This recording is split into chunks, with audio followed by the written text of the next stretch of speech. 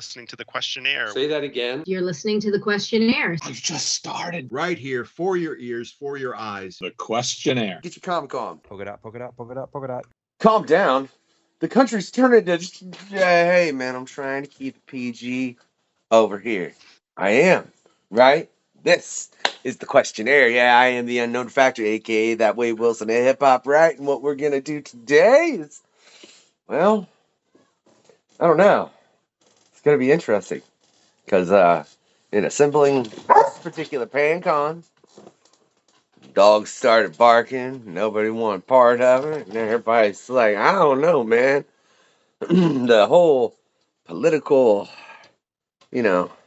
whole situation right now is kind of turmoil, we'll say. So I had many creators when I brought up this particular pan-con be like, no, man, I'm totally good. I don't want to, right? But it doesn't surprise me the individuals that I'm telling you, you got my dog, and my dog's in such a rut. She's like, I'm gonna knock this camera over and mess everything up. Look, my dog don't even want to talk politics on the show, which ain't that something, man? But these three individuals did. Yeah, first we got somebody who's been on the show a number of times. One of the rotating co-hosts we got over here. I think what's the most recent time? What was it? I don't even know. Stephen Grant. What was the most recent time you were on the show, man? Oh, I don't remember. I do these things and then I don't even remember what I said on them.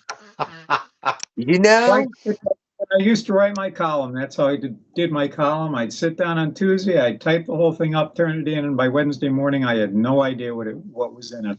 So I've come to the conclusion that if I had the time, I could go through and clip out little clips, and I could have so many creators taken so out of context to where it just got real cancelly, But again, I mean, that's editing things completely out of context on this show, man.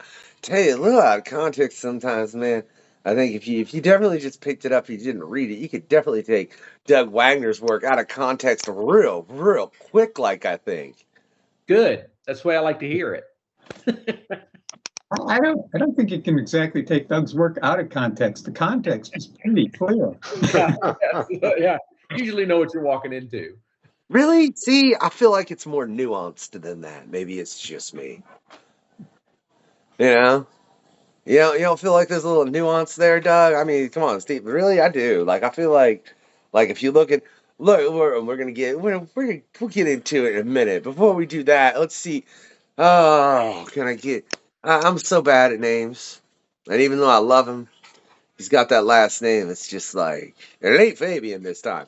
Normally it's Fabian. I butcher his last name intentionally next time he comes on the show. I swear, I love him, but it's just difficult, right? So let's see what I can do with DG Chichester.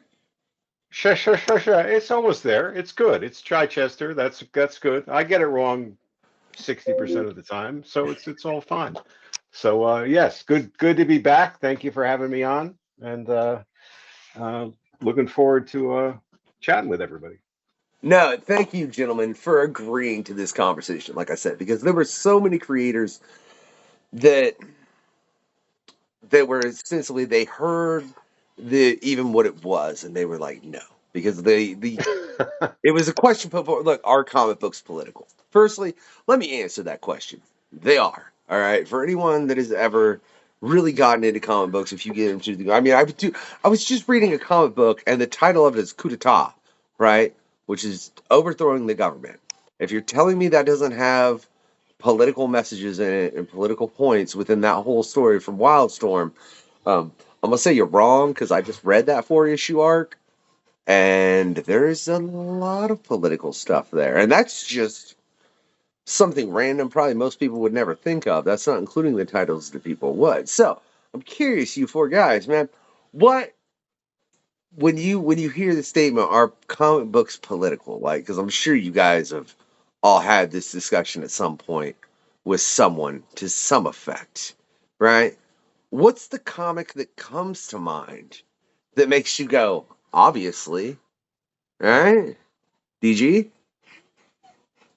Well, I don't know if one comes to mind, but I mean, I think it's well, we're talking comic books, and we'll talk comic books, but I mean, it's the essence of writing. If you have a point of view about the stories that you have, that means you have a worldview, and if you have a worldview, then there is a political nature to it. And politics isn't about what party you're voting for, or if you think person A is this or that. In so much, at least to me, as it is about the things that you believe in and the world that you want to represent.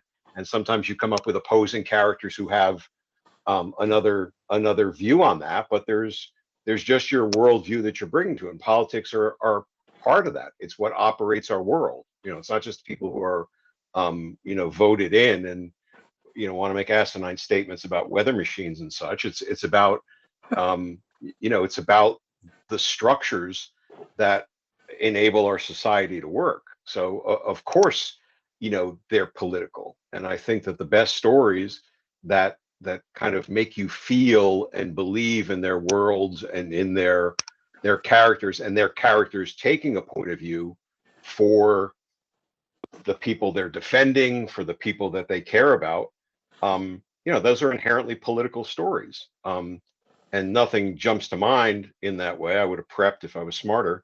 But I'll say that as an opening gambit. Well, and no, you make extremely valid points, but one of the points you make kind of makes me worried about the next individual will spin this question to, that being Doug, because like if you're putting your political thoughts in Edwin, Doug, I don't know. I mean, I don't know that I disagree with it, and I don't know if that worries me or not. Well, I think, and going along with what DJ said, I think you can break it down. I think everything is always made political, but that doesn't mean I'm more interested in the intent. Is it political on purpose, or is it political just because you're telling a story and somebody takes it that way? So if I'm telling a story about Fats Domino during the Civil Rights era, is that a political comic? Or am I just telling the story of Fats Domino and his life? Some people obviously, I think, are going to take that and make it political, but it's not necessarily intended to be that way. Right. But if I go that way and I'm going, you know what? I'm going to write about Fats Domino, and it's going to be a political statement about what happened during the Civil Rights era. That's a different story. But if you represent Fats in that way, right, and you taking your talents and your skills, to do that, I think there's a big difference between you representing that story, his values, and what's going on in the world, and you deciding as the writer, you are going to get on a soapbox and make a political statement, and he's going to be your megaphone or your mouth, or you're going to discreetly extol something, good or bad. And that's where it falls apart. And that's where people, can, point at that one instance of something and say, oh, fuck politics. I'm sorry, we're not supposed to swear. You can bleep over there. And, and that's where it goes wrong, right? Because it's not woven into the story. And you're not affecting anybody. All you're doing is saying, look at me, the writer or the storyteller. And I get to represent on the page and the panels. And then the character in the story that I'm trying to kind of convince nods their head sagely at the end and says, oh, you're right, you've won me over. And that happens all the time. That's awful. Not by anybody on this screen, of course, but well, I'm of the school. Oh, go ahead, I'm of the school that all things are political, and everything bears its own ideology. Now, when you're doing the story of Fats Waller, you're making choices as to what goes into that story. And those choices are political. But here's the thing, is that virtually everybody views their own political stance, their own ideology as neutral, which means it's the background noise for them. They don't necessarily recognize that they're doing it. They don't necessarily think, well, I'm making a political statement here. When you are, but you're not the one who will notice it, because it's your, like I say, it's your background noise. So, so my feeling is that the short answer to this whole question about whether comics are political is yes. That's it. But most people most people view their own ideology as neutral, so therefore it's only the ideologies that challenge or offend them that they recognize as political.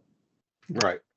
I like that. Now, you asked pull an example, right? And this isn't the first one, but it's something I think that threaded the needle for me in a really good way because it could not be any more overtly political, but I thought it was executed really well, which and I think came out within the last 3-4 years. Is this Superman versus the Klan? Do I have that right? You guys see this one? And it was based off of an old radio serial, and then re-represented, retold in that way. So guess what? Superman versus the Klan. I wonder where that's going to go. But by nature of, I guess, the original radio drama, which I had not heard, and the skills of the folks who told the story, I thought it kind of really represented things in a very natural way. You knew where it was going to go. You cannot be more obvious than it's right there in the title. But it had some, I thought, extraordinarily smooth storytelling, emotional value, the values of the characters and the situations were represented, not in what you would expect is sort of like the scolding ways. So there's a way to even say right up front, here's what it's about, here's the political stance we're taking, and yet it can still be executed as an involving story for a reader, or at least this reader. Well, and look, with all this said, like I was at my mom's earlier today, out with the boy, just going out there riding the range or whatever, just messing around, right? And brought up, doing this tonight. And I was like, I asked her, I was like, so mom, like you think? It's like a comic book's political. It's like, no. Right? Instantly was her answer. Which, I mean, that's a common person she's never read comic books. She's got a son who's obviously highly, like a really big fan of comics. I'd assume I'm a pretty big fan of comics based on the fact that I run a show to the point where I'm sitting here talking to you you three about it, you know what I mean, and everything else that's been done over here. But even with all of that, and having someone who had such a background and love for comics, and just I could talk about them for obviously a really long time, because you guys could watch me talk about them a really long time with all kinds of people on this show. That's just her thought instantly. And I told her within that, I was like, well, there are comic books for everyone, and there are comic books of every nature. Like I guarantee you could find. It disturbs me to say this a little bit, but I almost guarantee you could find a comic, like printed comic, backing almost any ideology. Not to say that they should all exist, but at the same time, it's freedom of speech, and that's fine. It doesn't mean I'm going to be a fan of it, right? But it's all there. So I think it's odd with that. Like, there's such a quick just thought from the general populace that comics aren't political. And then I know from speaking with Dave, he's had people come in and they clearly are saying, oh, God, he told me a story once. He's like, yeah, man, I hate how they made the X-Men all political. Yeah. Right. That's what I'm saying. As long as it's the ideology is neutral for them, they don't recognize it as ideology. But you show me, you pick any comic that is not political, and I'll tell you what its political message is. So. My Little Pony. Well, I'd have to read the stories, because that's, I can't pull it right. But, Well, and My Little Pony, and I'm going to use some terms here, might be one of the most woke comics, whatever that is, in your definition, out there, because it's about inclusion of everyone, and with everyone and treating everyone equally. So there's your political stuff. So aren't rainbows a major part? I mean, I don't personally have any. I'm sure there's lots of rainbows in it, Stephen. You'd love it. No, honestly, my daughter was too old for it when it came up, so I never really crossed paths with it. So I can't speak on that, but I think Doug is correct in that you know, they emphasize rainbows and everybody getting along. You know, it's the Care Bear with big tails. Exactly. Yeah. Yeah. Before you went there, I was thinking, what about the comics from my childhood? Like, oh, wait a minute, Richie Rich. Oh, yeah, that's clearly political. What about the Flintstones? Yeah. One of the big ones I read when I was growing up was the Flintstones. I was like, oh, yeah, the Flintstones was hardcore political. Yeah. Like, so yeah, when you start, well, are kids comics, you know, not part of this? It's like, oh no, kids comics might be even more political than I would say some of these. They're presenting specific ideologies. You're not supposed to recognize them as ideology, but they're definitely there. I just a couple of weeks ago went to this the Norman Rockwell Museum is in Massachusetts, you know, just above Connecticut, and they are just wrapping up a phenomenally curated exhibit on Mad Magazine, and talk about political.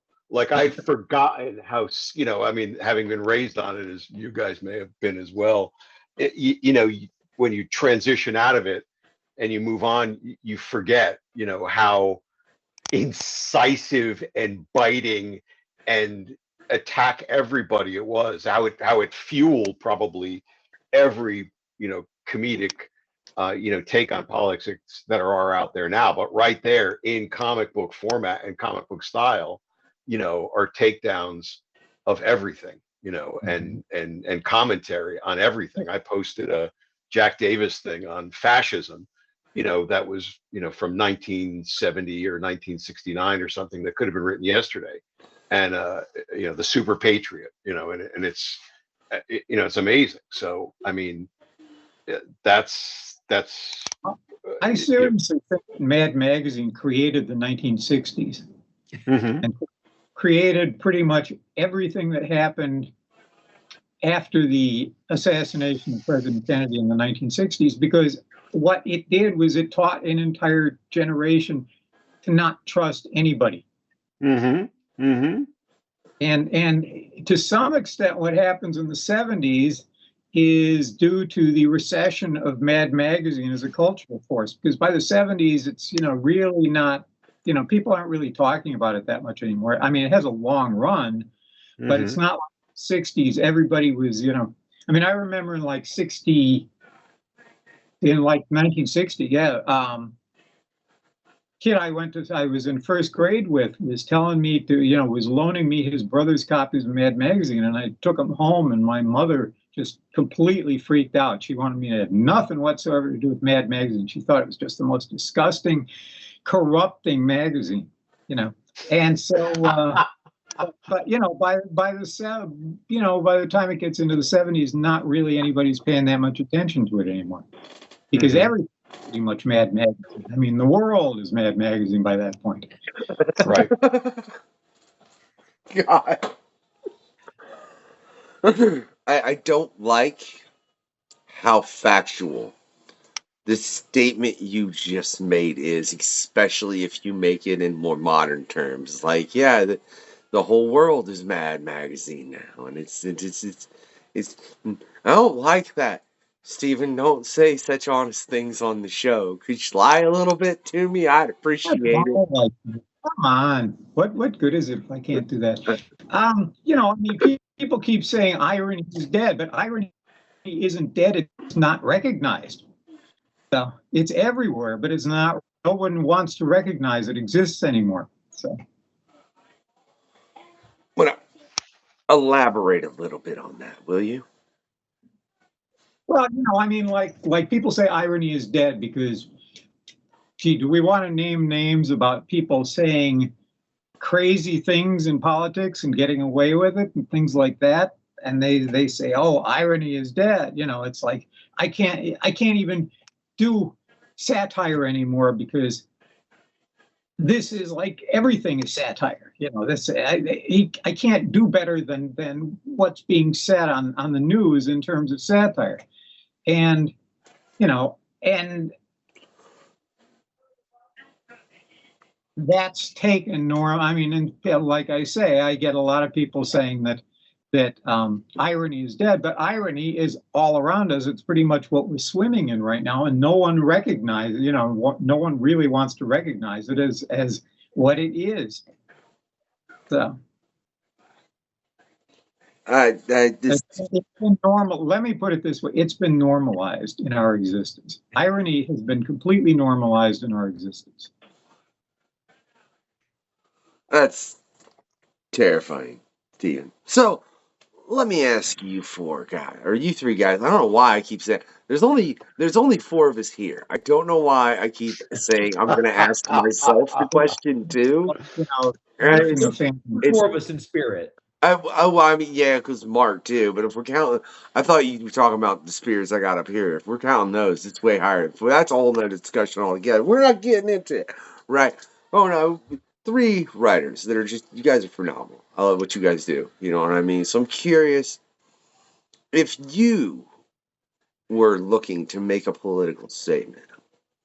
What things do you think are the most important in threading that through the story, but still making it to where there was a story that wasn't overtaken by the message that you were trying to convey? Whoever wants to go first on that. It was a pretty deep question, I think. Maybe. I don't know. I'd like to think it was a good one. Maybe it's not. Maybe it's terrible. Good. It's a good question. No, it's a good question. But I mean, I'll take just this. I think anytime you just sort of like just building on what I had said before, and I've made this mistake, many times. So I think if you start by taking a position that you want to say something, then go write an essay or a polemic or something like that. You're not telling a story. You have a worldview. I have a worldview about how I believe people should interact and take care of each other or not take care of each other or whatever. And I think that invariably comes through in the kind of stories that I enjoy and the stories I try to tell. Now, I will have reprehensible, vile characters in my stories, and or some people say I have vile, reprehensible writing, but that's a whole other discussion.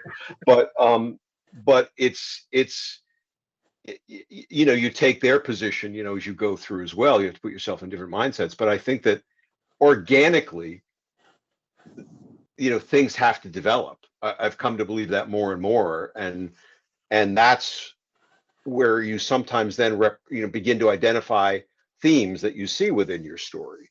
This is about something that somebody might identify as social justice or something like that, and then you decide you want to turn the dial up on that, or you want to have a character change because of something that happens there. But I think if you go in saying, I am going to tell the story specifically about this political position in that way, to me it's very hard not to suddenly find yourself writing from a soapbox position, Well, at least initially.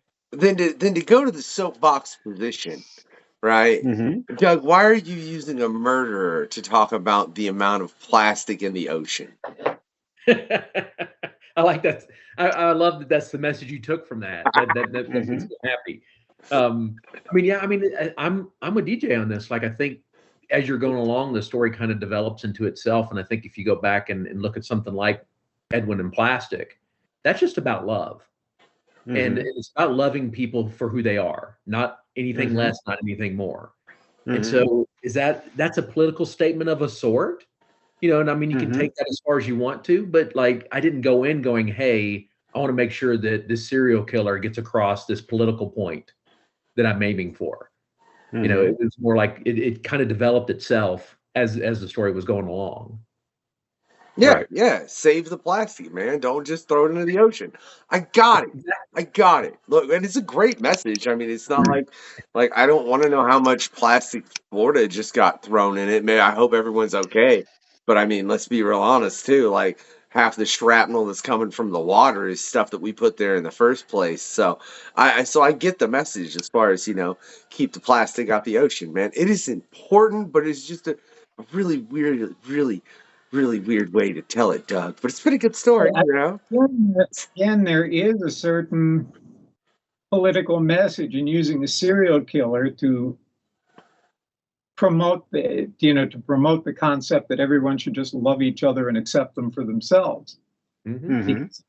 That's a reversal of common societal assumption. Mm-hmm. So Mhm. that in itself is a political message. So Agreed. I never thought of that, Stephen, but you're right, because you did, Doug. You flipped it on its head.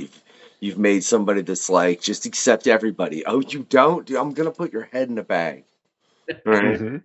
Which, I mean, I think you're inspired by politics, to tell certain stories. Something, may trigger you about, I mean, trigger you into thinking, not trigger you, whatever that means today, into going on Twitter and posting for 6 hours in a row. Something about homelessness or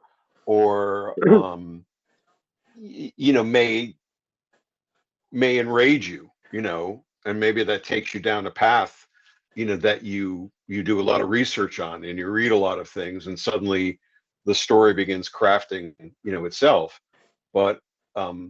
But then it takes on a life of its own. And if it doesn't, then you should abandon it until it either tells you I have something to say to you, or find something else to write about. Because once you start to say I'm taking a position, I'm going to explain it in this way through these characters' mouths, it's bad news. And well, I'm curious, Stephen, with that, have you ever had a moment like in your time writing where something happened outside, like politically, whether it was some kind of war tactics, whatever, man, and anywhere in the world that affected what you were writing at that moment? I don't think there was anything that exactly affected things in the moment, because usually I'm way ahead of my time. But there are things that the emphasis has changed over time because of what is, I mean, like for instance, the Punisher. I mean, let's just take that. The Punisher. Suddenly, you've got all these mhm. cops and guys wearing Punisher pins to represent we're out here to beat up criminals, and it's Mhm. like, and so suddenly the Punisher symbol takes on a political message that it didn't I mean, it sort of previously had, but it wasn't really, you could fuss with it, but this brings in an outside political message that's imposed on it, so that you can't really present it without it carrying that message. So that kind of happens once in a while. I don't know that it's ever directly affected me because, of course, I stopped writing the Punisher decades before that. But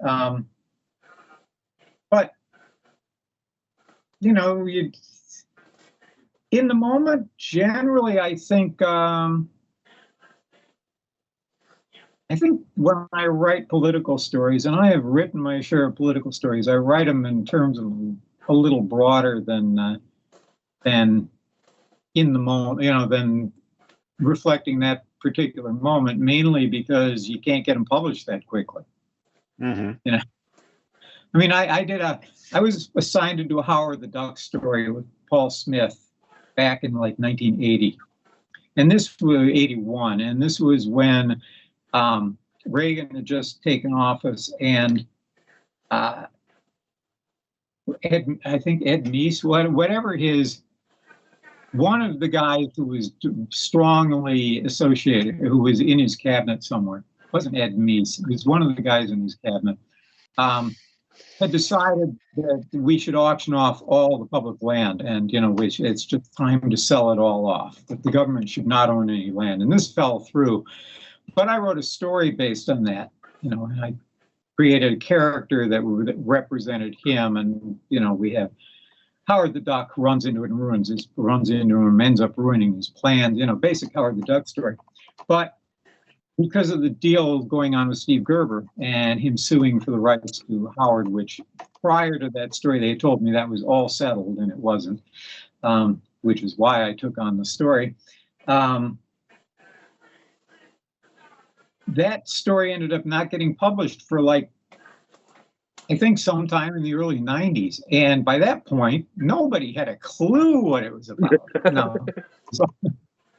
So to do strictly to do strictly topical stories is kind of dodgy in the comics business because you can't guarantee when it's going to get published. This was my, so if I do a political story, it will either be something that is in a broader context, like as in a crime story, like Badlands, or something that's set in the past that you can read it now and pick up a reflection. But in terms of doing like what's going on right this instant, I would probably do that if I knew I could get it published in 2 weeks. But otherwise, it's kind of a dodgy effort. I think look, people do get lucky. Stephen, unless you're taking 2 guns into the printers, I don't think you're ever getting a book in 2 weeks, and that's all I'm going to say. Two Guns is a political book. You're gonna have to take 2 of them to the print because ain't no printer getting you books that fast with everything. It ain't gonna happen, man. But let's say 2 months. Besides that, you don't have to do it at printing. It could be published online. So, and that could happen overnight. So, but it still has to be drawn and edited, and everything. You have to have some place to publish it. Yeah, but you brought up something very, very interesting, right? In the fact of how the Punisher had like his symbol. Sorry, this one just kind of hurts me because and it kind of irks me in a way because I know there are so many people that are using the Punisher symbol that one have probably never read a comic at all. Half of them probably, probably some of them probably don't even know who Frank Castle is as the Punisher, which means that they don't get that. Look, man, that's not. You should look up to Wade Wilson before you look up to Frank Castle. I'm sorry, because I don't know. I mean, they're both morally questionable, but I feel like Wade's like, look, Frank Castle would have shot Kid Apocalypse. That's all I'm saying. Okay. Oh, I have no idea who Kid Apocalypse is, but okay. I really think he. Well, no, I take that back because he didn't kill Kid Thanos, did he? No, but it does have something to do with the writer. Well, that's true. I don't think there's any that's guidebook to this guy. Yeah, but back to my point, like I said, they've taken the symbol though, and they've made it way more political than they ever have, man. It's an odd thing to see. Are there any other examples of that in comics where a symbol has been taken from comic books and then used to where it was like, do you know what you're talking about kind of thing? Because I mean, obviously there are people that have like Superman and Batman, and all that, but I don't think those are political. By way of the movies, certainly like V for Vendetta, the anonymous, look has taken on, significant political meaning, in its own way. You could point to that. But Stephen, I actually had a question for you, and I just want your thoughts because in terms of the symbol, there is I guess an infamous scene, in more recent Punisher, comics or something. You weren't involved in that, but where I guess they had a sort of a Magnum Force like scene where a bunch of cops are sort of idolizing the Punisher, saying we want to be like you, we want to be on this, and he comes out and says, you don't want my symbol, you want Captain America's symbol, stop trying to be me, I'm badly mangling it. I don't know if it's a good scene or a bad scene. I know exactly what you're talking about, DG. It's from it takes place in the Punisher part of the Civil War storyline, and it is okay. He sees his symbol on a couple of cops' cars, and they're like, "Oh no, man, we're not going to arrest you. We love what you do." And he literally grabs one of the cops, like shoves him up against the car, and picks him up. He's like, "No, You don't understand. You're not who I am. You don't do what I do. You don't want to. If you guys want someone to look up to, you have him. His name is Steve Rogers. Drops him and walks away. And I think it was Okay. perfect for that I don't character. know if he'd go around recommending Captain America because I never really. I know that was a thing that they introduced at that point, is that Captain America is actually his idol and his inspiration. But I always thought that was kind of a little dippy, because. Well, I mean, I'm not going to go into my whole philosophy of the Punisher, but here's the thing about using his symbol, is that the Punisher. If you look at the Punisher, he's not a law and order guy. He's an anarchist. Period. He does not believe in the law, and I put that in a book. I mean, that was at the end of Return to Big Nothing. He's walking away, and that's the caption is. He goes through a whole page describing about how criminals laugh at the law and how the law is completely useless against them. And the last thing he says is, they laugh at the law, but they don't laugh at me. And that's how the book ends. He does not believe in law and order. He is an anarchist. So anyone who claims to be involved with law and order, who is idolizing him, has the message completely wrong. And anyone at Marvel who thinks he's a law and order guy has the message completely wrong. So that's my statement on the Punisher, is that if you're idolizing the Punisher because you think he's the ultimate law and order guy, you're wrong. If you're idolizing the Punisher because he goes around killing criminals, okay. If your whole idea is go around murdering criminals, that's it. The Punisher is a criminal himself. He knows this. So, so does a scene like the one Jay just described, from Civil War, then, which sounds like it was well executed, but also sounds like a kind of, to me, a little bit like an overt response to, the real life situation of people embracing it. For the real life situation. Okay. All right, then I've got the timing wrong on it. But so maybe that was just a coincidence. I mean, that sounded on the face of it. I don't know where the timing was. If it had come more recently, it would have sounded like a bit of a ham-fisted, attempt to sort of counter, real world adoption of it. I don't know, man. I couldn't tell you when. Look, Caust started picking up and using the Punisher symbol a while ago, and I remember reading that when it came out. Like that particular story, because I was just reading, I read all, when Civil War came out, I read all of that. Oh my God, it was too much. But that's neither here nor there. And I remember reading that and being like, yeah, for real, why do you got douchebags using this, the Punisher symbol to ostensibly be bullies, and try and use it to, which I guess technically, I'm gonna make somebody real right mad. All right, that's what I'm gonna do. But whatever. I guess technically they are using it in the way, because I mean, if you look at it, Punisher is the ultimate bully, but he only bullies bad guys. But he's the ultimate bully because he sews up and he shoots you in the face, right? But only if you're a bully in it yourself. So he's the ultimate bully's bully. A lot of people that I see that use that symbol, whether it's police or whatever, they have very much bully type personalities, and they think, because they're coming from their ideology, that they're only bullying bullies, which, that goes back to individual ideologies and what people's personal beliefs are. I'm not sure that necessarily carries across the board, because I meet a lot of Marines who love the Punisher, wear the symbol, and not one of them has ever, and they keep telling me they're not interested in emulating the Punisher. They just love the character, and because mainly because he was a Marine. And this has been brought up. In some ways, he's like the ultimate Marine, So in that regard, I mean, I've never met a Marine who. They do wear little Punisher pins. I actually have a little Punisher pin around here someplace. They do wear Punisher symbols and stuff, but I've never met one where it's not a fairly innocuous usage. They just like the character, you know.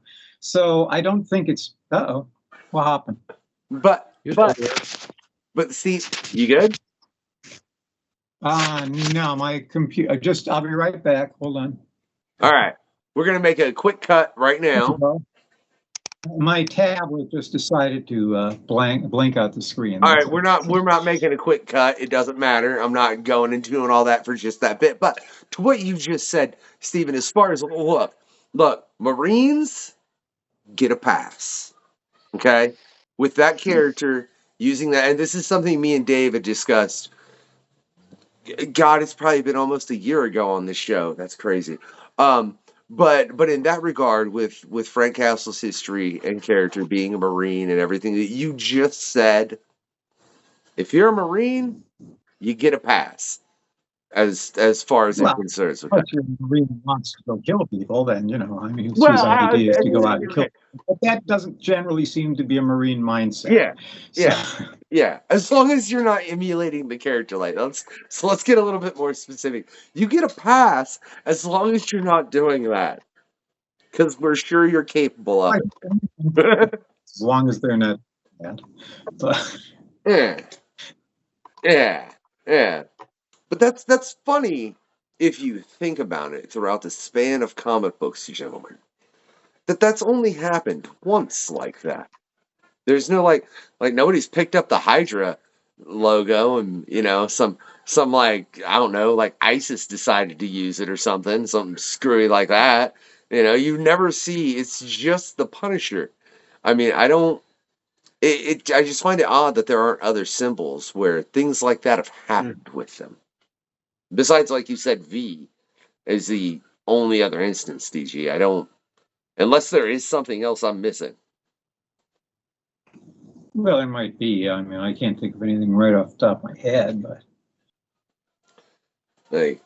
I'm amazed Superman's symbol never got misused at some point, but that would be funny. All right? Somebody deciding, look, I'm going to take the Man of Steel symbol and corrupt it. Right? Do you think there are any symbols within comic books that are uncorruptible by politics?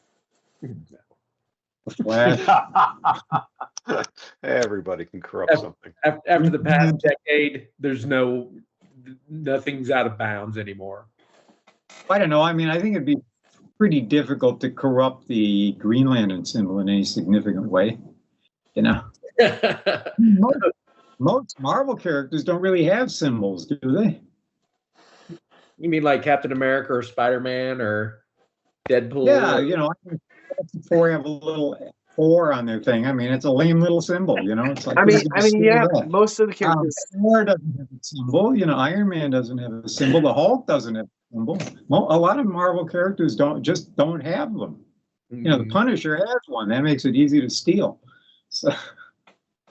That is true that the Punisher is one of those characters that has an iconic logo where a lot of characters, because if you look Daredevil, it's the DD. How are you going to corrupt that? I don't want, if you are, I got a feeling it's going to go XXX, and I don't want to know what you did with the DD, and let's just move away from that, right? I mean, if you're bursting into place with DD, you're going to get laughed out of the building, so...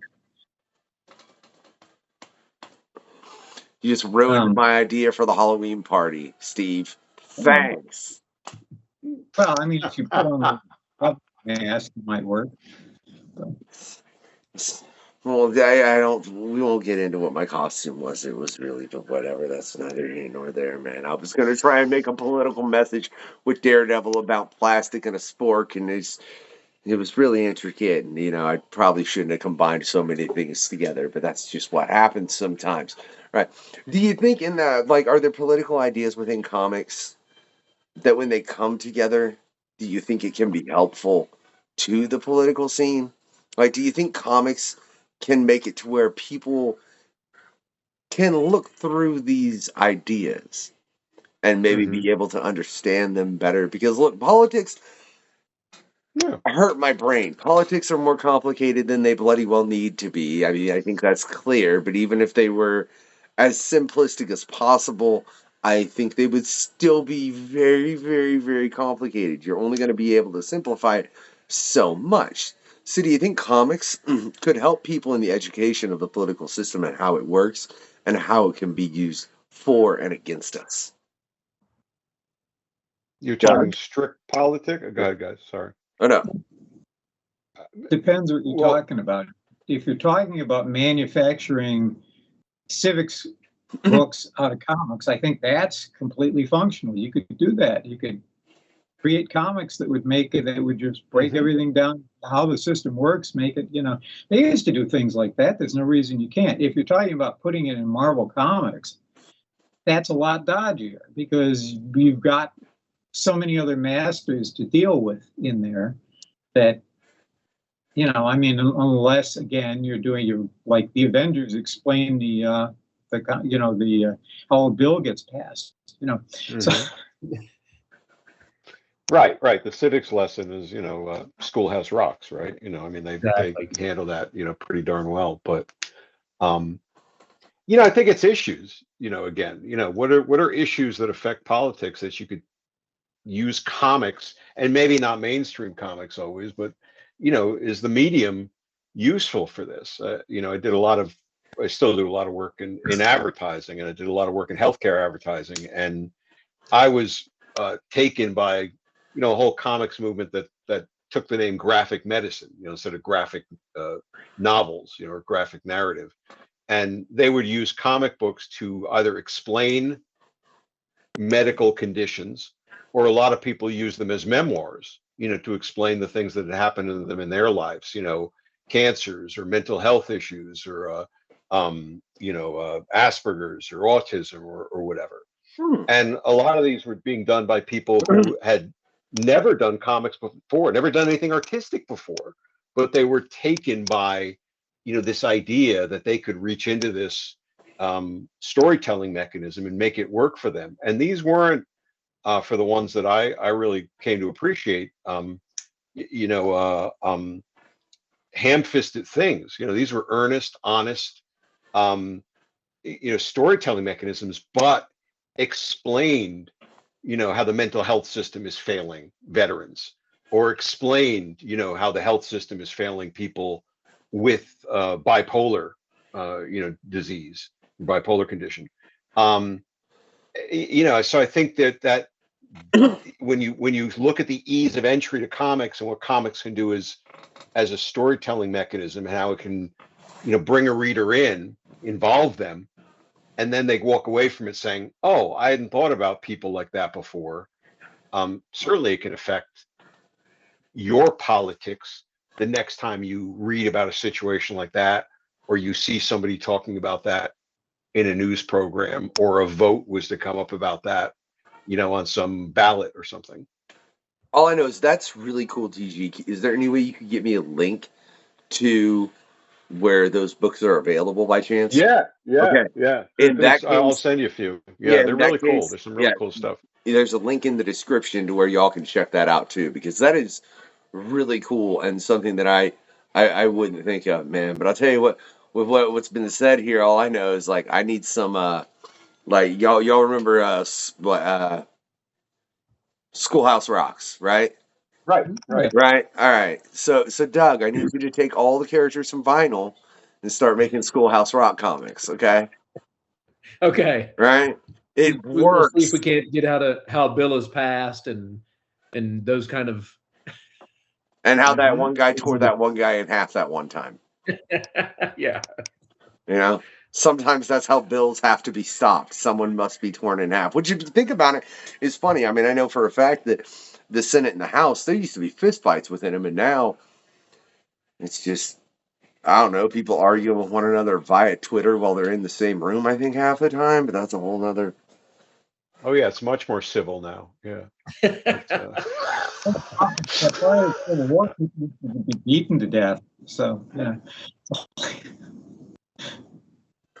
I'm sorry. That literally just started to give me a headache to think about. I'm literally like the middle of my brain started to throb a little at the thought of like because really I would rather our politicians punch one another in the face than blindly tweet at one another when they're sitting in the same room and aren't even able to hold a conversation. You know, I would rather it devolve to a fist fight, because at least then maybe they would get something done. I'm not advocating violence here. I'm advocating forward movement.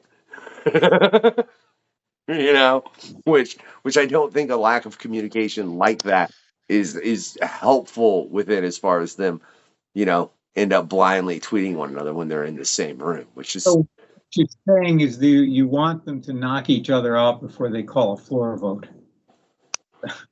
I look, if it makes positive progress, Stephen, I don't know that there's a lot I wouldn't be down with going down in those particular houses. You know what I mean? I mean, if it makes it to where, for the good of the people, the country, the world, things go forward,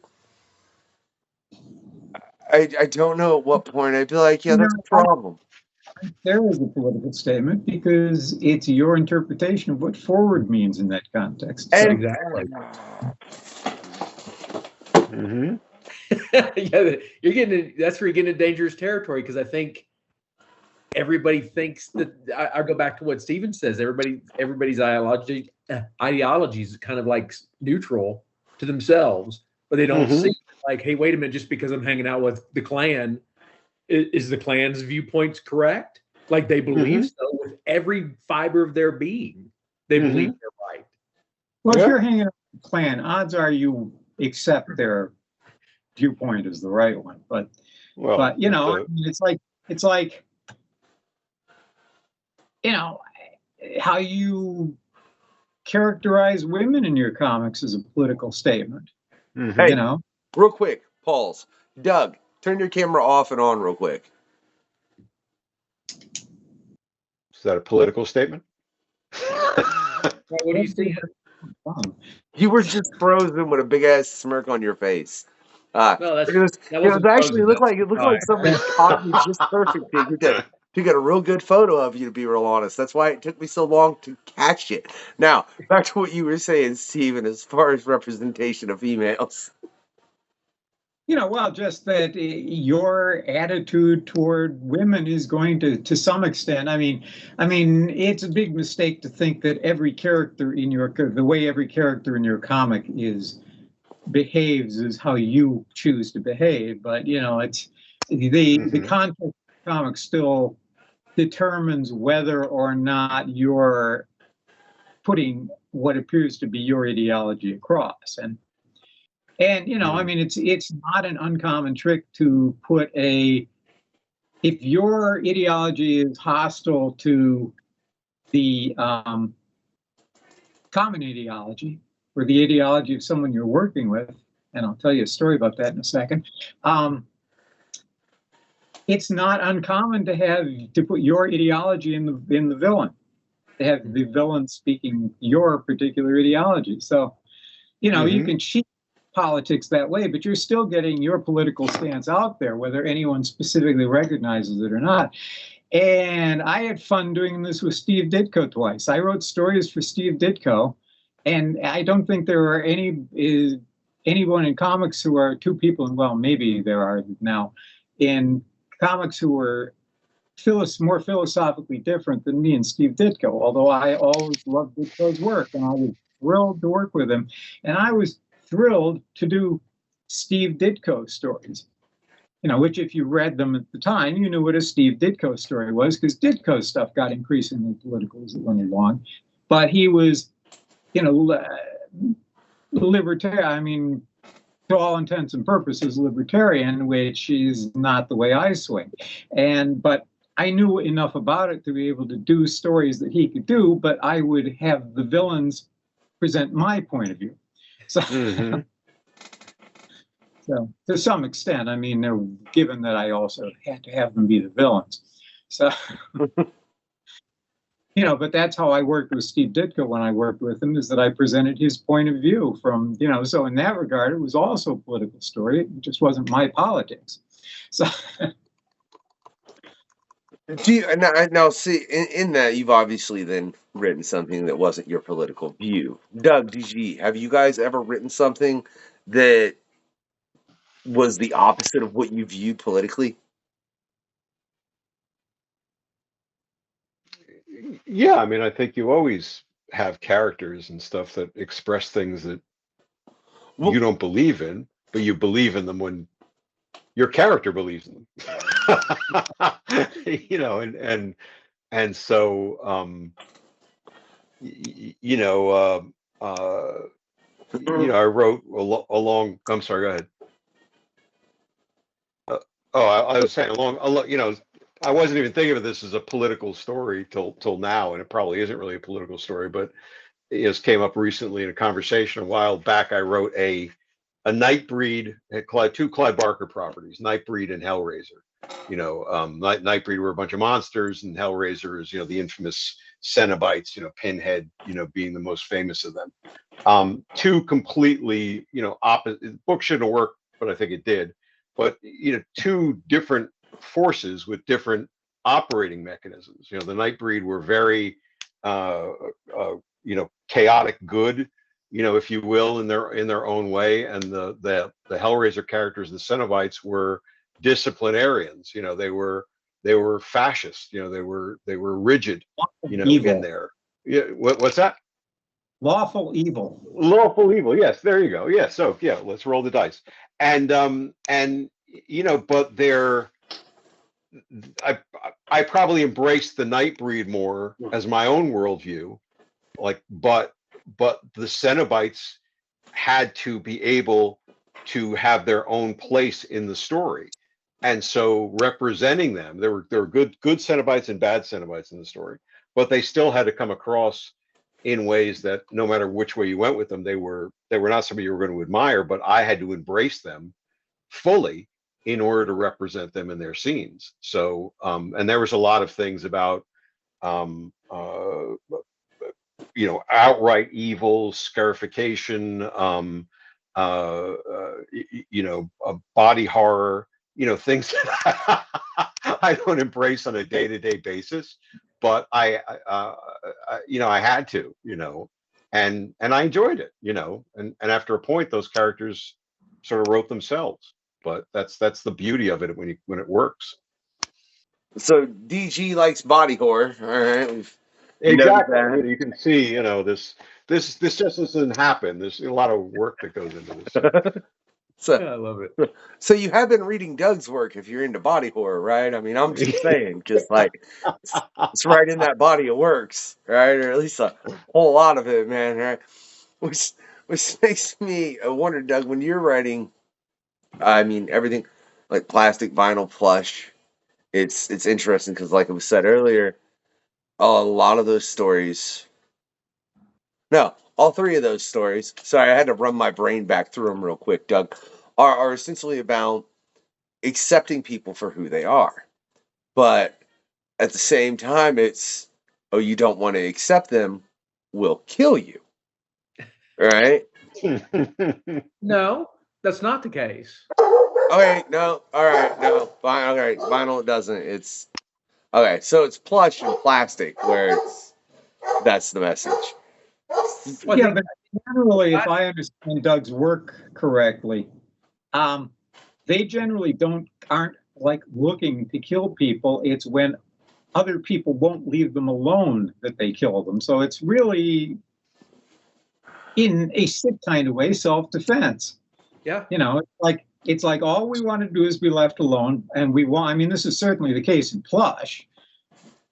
They keep trying to escape these guys, and these guys just relentlessly keep coming after them until everybody finally makes a final stand. So, and to some extent, I haven't read all the plastics. I think I missed the first one, but that seems to be the case in plastic too. So he's not really advocating for going out of your way to kill anyone who doesn't agree with you. Right. Shit. Just if someone won't leave you alone, at a certain point, you have to shoot them in the face or stab them with a spork or put their bag in put their head in a bag. Or all right. So that being said, with plastic and plush, now you got me. Now I'm really spinning vinyl through my head. It's been It's been a little bit since I've read that, but as you know, Doug, it's one of my favorite works of yours. But again, it's look, it's because I'm a musician, and it touched a lot of things for me that I was like, ooh, I love this for that. Just, I could go into a lot of detail about it. But that's no, we're talking politics. Did you see any political message in that during or after its writing then? Because I mean, there's clearly political subtext in Plus or Plastic.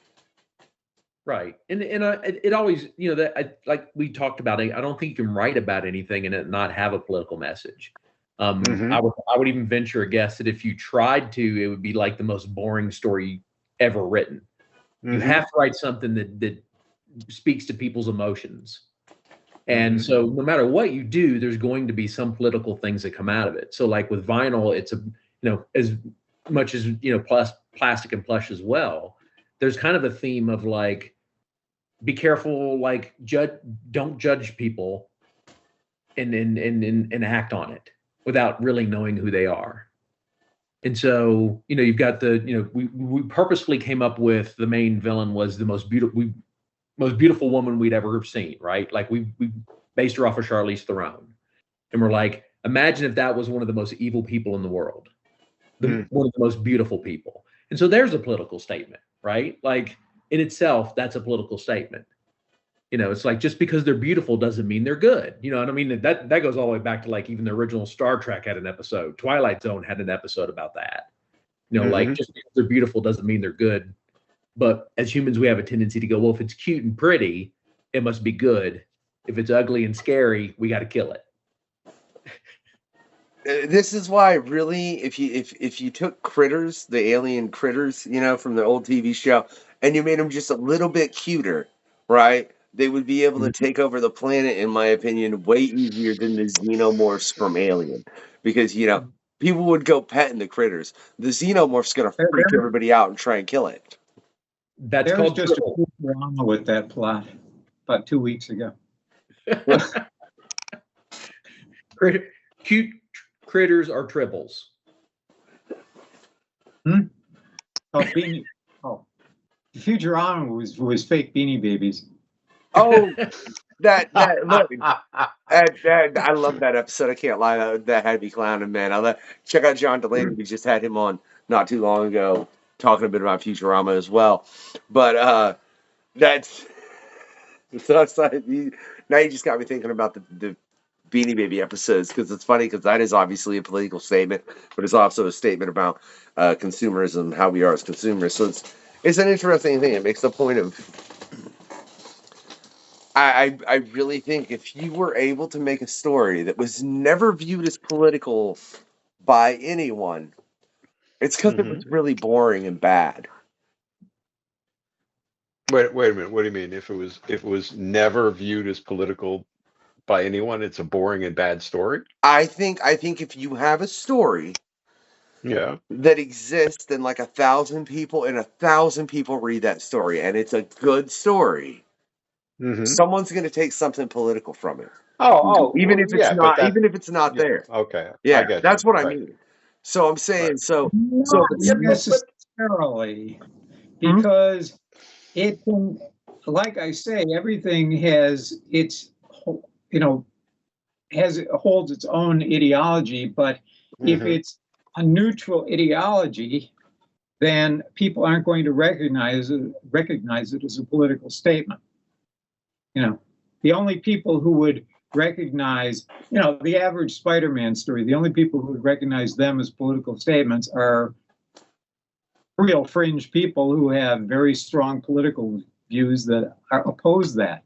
But, in general, the average Spider-Man story is, you can read it and not feel any sort of political response at all, but that doesn't mean there is not a political statement in there. You're just not seeing it because it's either something you accept or something that just doesn't enter into your, that you just don't perceive out of the framework of the thing. Oh yeah, I know, and I totally agree. That's what I'm saying is, if you made a story that didn't have anything politically in it, I don't, and no one ever viewed it that way. You know what I mean? Like you could have the planet Yeah. read this story, and everyone is like, this isn't political at all. It's just a story. Then I think, because I think in that you lack an emotion and an empathy, because with emotion, with empathy, putting those within the characters, people are going to put some kind of political thought, even if it had nothing to do with what the creators were doing. You know what I'm saying? Like you were saying earlier, Stephen, it's the fact that people put their own behind it. And I think if there's not something there in that story like that, I think it's probably just a really bad, boring story. I may be giving really harsh judgment here. There might be some really phenomenal story that I'm like not thinking of like that, and I don't know. Maybe I'm just being rude. I don't think there's any story that can be written that does not have a political message, but it may, if you are not looking at it from a political point of view, it may not be the political message it may not be a political message you intend. Like, for instance, I find fantasy fiction in general, not heroic fantasy so much, but the Lord of the Rings knockoffs, fantasy fiction, I find most of it really difficult to read, and a lot of that has to do with everybody in it is royal. They're presenting this political system that we're just supposed to take on face value as this is the way things are supposed to be. Now, that may not be what the writers are saying, but that is what they are producing. I mean, that may not be what they're intending, but that is what ultimately they are saying, is that you have to be a hero blessed by destiny and the son of a king in order to slay the dragon. And, that doesn't fit into my worldview.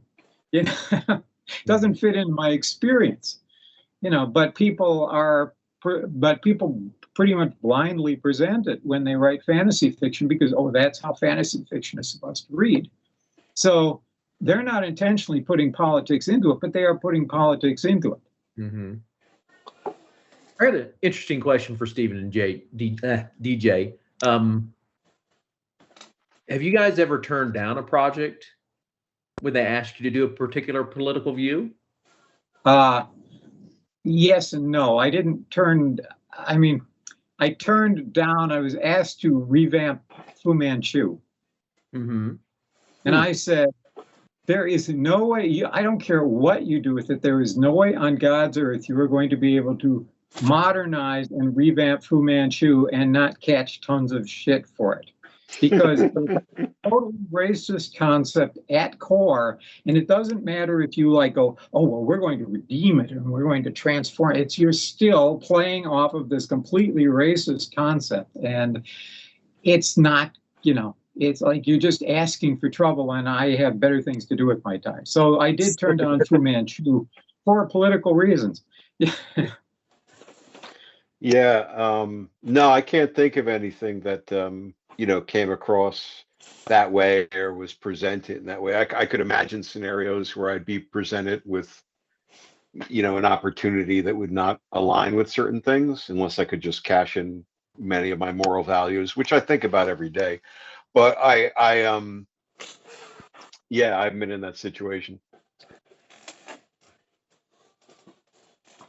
Oh man, Doug, that was a really good question. I was really hoping, but Fu Manchu, you're right, Stephen. Are there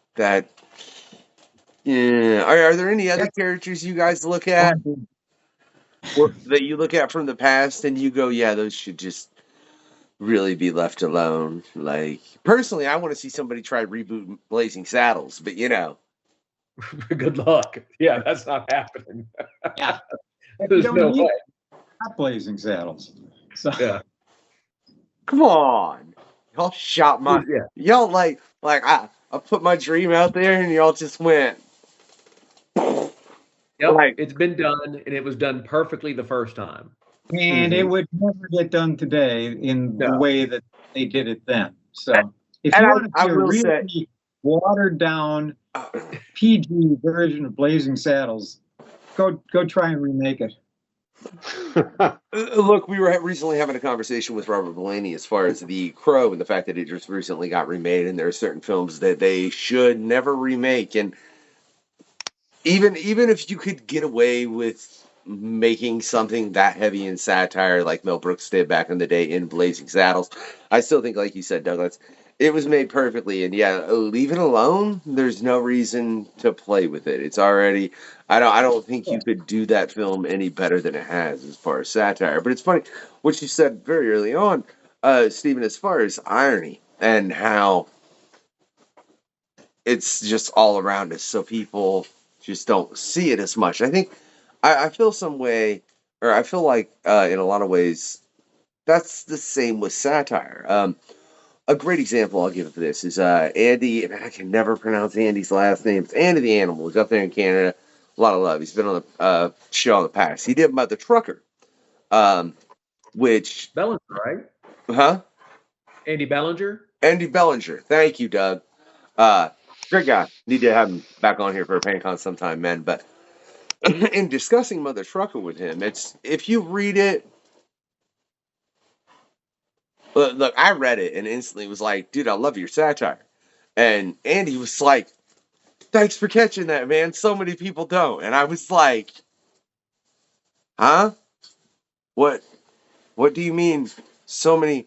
That was so clearly satire as far as like, we're cool with violence.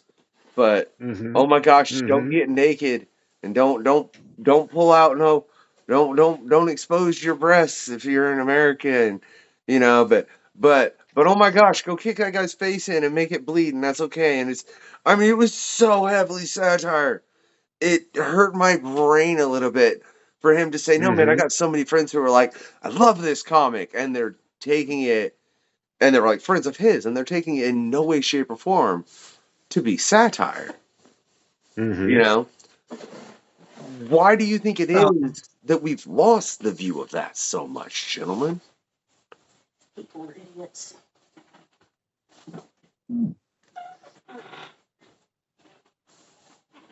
I don't know that we have, but you can't control how people are going to react to your stories. I mean, this was a trend of comics writing that drove me nuts for a while. That people trying to write their comics in such a way that they could determine how the reader was going. They were trying to cue the reader on how to react to the stuff, and that always drove me nuts because I thought you just write. You cast your bread on the waters, and trying to control how someone reacts to your story is just not, it's not practical. But I think we still do react to satire, but we may each recognize different things as satire. So, Do you think that's it then, man? Because like I said, Doug, Andy, have you read Mother Trucker? Yeah. Okay. Would you say that is very clearly satire?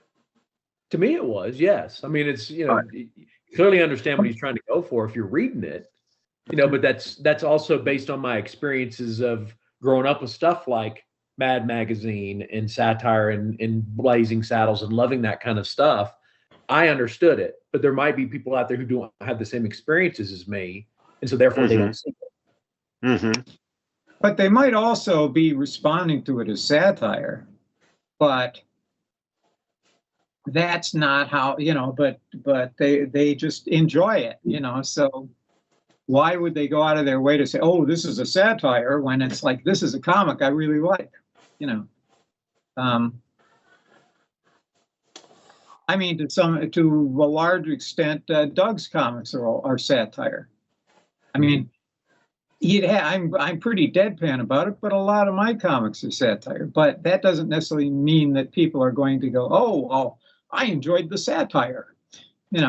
I mean, Mark Russell writes virtually nothing but satire, but you don't read his comics and go, oh, well, this is satire. It's, that was certainly a wonderful satire. You go, hey, that was a pretty good comic.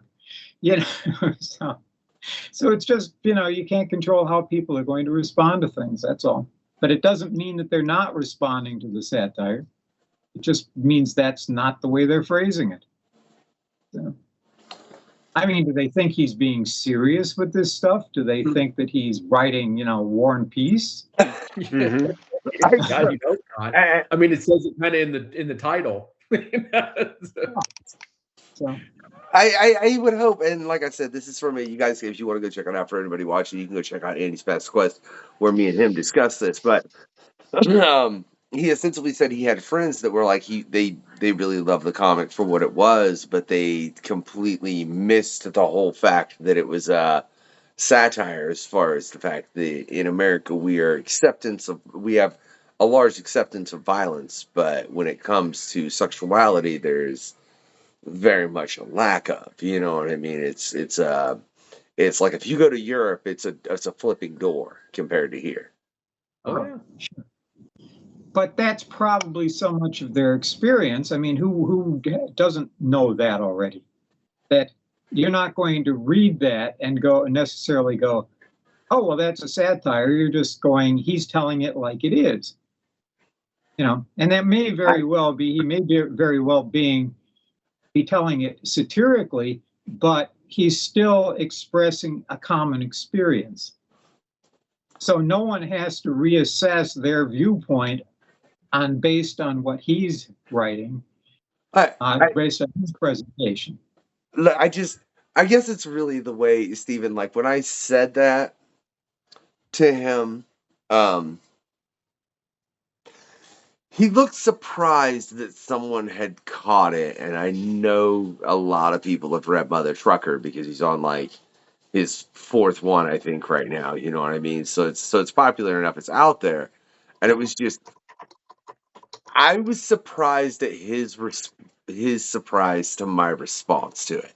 You know what I mean? Because Okay. I felt like it would have been something that he got more commonly, at least to some degree, as far as in the comparison that he was making. Because I think it's in issue 1 where, I mean, she's gotten in the wrestling ring because it's a whole thing, and she exposes her chest. Literally everyone starts throwing up. Yeah. So, I mean, it's a clear line if they were cool with violence, but they're not with that. And the fact that Andy apparently hadn't had a lot of people walking up to him saying they appreciated the play on that. It was more, oh, they liked the violence and the boobs. I don't know, man. But they probably also enjoyed the comedy of it. I hope. I hope. See, I don't know what else to say besides I hope, man. I don't know. Maybe I mean, that's a naturally comedic situation. So you're going to respond to it as comedy, probably, you know, but you might not necessarily single it out of the environment of the comic book as a specific thing. You know, it's just part of the continuum.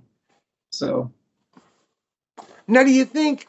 Well, let me ask you: do you think that with comics that people either don't take them as seriously or don't look for that as much within comics, so it's not seen as much as it's actually there? it's probably true. I think most comics go in with their own expectations. And, you know, particularly if they're, if they're long-running fans, they go in and they have particular expectations for what they're looking for. And if they get it, they think it's a good comic. And if they don't, they don't. Mm-hmm. But that doesn't necessarily mean that they're going to have a particular response to anything that doesn't fit into that, because it's part of the overall context of it. Right. So. And I think it depends where they go on the shelves, right? If they're going in, they're picking up a mainstream Marvel comic, you know, they have a certain set of expectations of what it's going to be. And if they go to a more small publisher or independent section of the shop and they pick up something else, you know, they're looking for something else. So they might be more open and inclined. I also think people get clouded by the authors of the comic, you know, it very triggered people, I should say. You know, a story that this, you know, I really enjoyed that story until I realized that writer, you know, came out in support of that candidate. And now he's a fucking idiot, you know, and he's, you know, or, you know, he must be, you know, and that whole story is ruined for me. You know, so people will, this gets back to, I think, something, you know, we said right at the beginning, right? People will shift their expectations based upon other influences, and that becomes very hard for them to appreciate the same story. They'll prescribe those political or satirical or angry elements to something by adding things that weren't there just because they've got a new set of inputs that may not apply. You know, writer or artist X may always have been an idiot, but until you understand that, you know, it doesn't affect the story. And should it affect the story at all? I don't know. You know, there's people who I know I do not politically agree with, but I like their stories a lot. You know, and I you know, geez, that's really good storytelling. So I don't know how I'm supposed to feel about that. So I just enjoy the story. And I think as far as if it's, I hate to do this, good. but I have to bail out. I'm getting called to dinner here, so. Okay. Excellent. Well, Enjoy. hey, well, I'll tell you what, on that note, let's wrap it up with one final thought, because I think this has been an excellent discussion. I'd love to have you gentlemen back, maybe wrap some other things and get into a whole different level, maybe be able to get everybody together. I had a bit of a scheduling issue, man. You know, it's been crazy over here at the Quest. But, what was my point? Hold on. I lost it. It's there. Hold on. Where was it? Don't you hate when that happens? One last question. Give me like 5 seconds. I swear it's gonna come to me. Where was it? I'm reaching right over here for my question. It's right here. I know it is. No, it's not. It's gone. It was based on something, but then something else was said. You know, ADHD. It runs really, really, really hard in my brain, and I don't really know what else to say about that. I don't, man. Oh, that annoys me. I had such a good question, and you know what? I'd like to think there's been a plethora of them from everybody, though, man. And I want to let you know, go check out everybody's work, man. You can check out all of these individuals on past quests of their own, on PanCons, on other things coming up, and check out their work, man. Really, like, there's so much great work coming out of these three individuals right here from so many different imprints. There's all kinds of links in the description for you to find that. Right. But I am misplacing crap left and right today, gentlemen. I don't know if you've noticed, right? But Steven needs to eat. Thankfully, nobody's so hot they're going to pass out. I don't know where my thumb is, but do me a favor. 3 more things. 1, give it that thumbs up. 2, always get your comic on. Let it be political. Let it not be political. Just let it be. You know what I mean? Just because, and don't let it hurricane like it is in Florida, though. And if you're in Florida, get out. Well, hurricane's already over by the time this came out. I hope y'all are good, right? Right. Jeez, OP. But besides that, have a good night, y'all. This has been the questionnaire. Where's the link? Thanks for checking out the questionnaire. In the link below, yes? I will drop it like it's hot. That's another party. It's cool, man. I love it. The questionnaire. That is all.